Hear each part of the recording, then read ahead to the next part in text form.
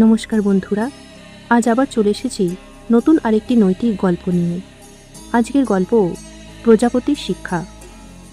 একজন জ্ঞানী মানুষ বলেছিলেন, যে মানুষ তোমাকে আঘাত করে সে সবসময় তোমার শত্রু নয়, আর যে তোমার পাশে দাঁড়ায় সে সবসময় তোমার বন্ধু নয়।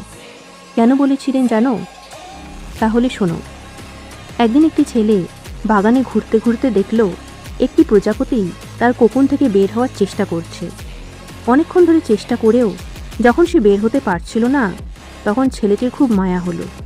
তাই সে কাঁচি এনে সেটি দিয়ে কোকনটি কেটে দিল।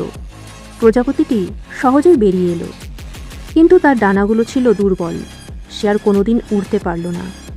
এইটা দেখে ছেলেটি দৌড়ে একজন বৃদ্ধের কাছে গিয়ে জিজ্ঞেস করল, আমি তো প্রজাপতিটিকে সাহায্য করলাম, তবু এমন কেন হলো? বৃদ্ধ হেসে বললেন, কোকন থেকে বের হওয়ার সেই কঠিন লড়াইটাই ছিল প্রজাপতির ডানায় শক্তি আনার উপায়। তুমি কষ্ট কমাতে গিয়ে তার ওড়ার ক্ষমতাটাই কেড়ে নিয়েছ। জীবনে সব কষ্ট আমাদের ভাঙার জন্য আসে না, কিছু কষ্ট আসে আমাদের শক্তিশালী করার জন্য।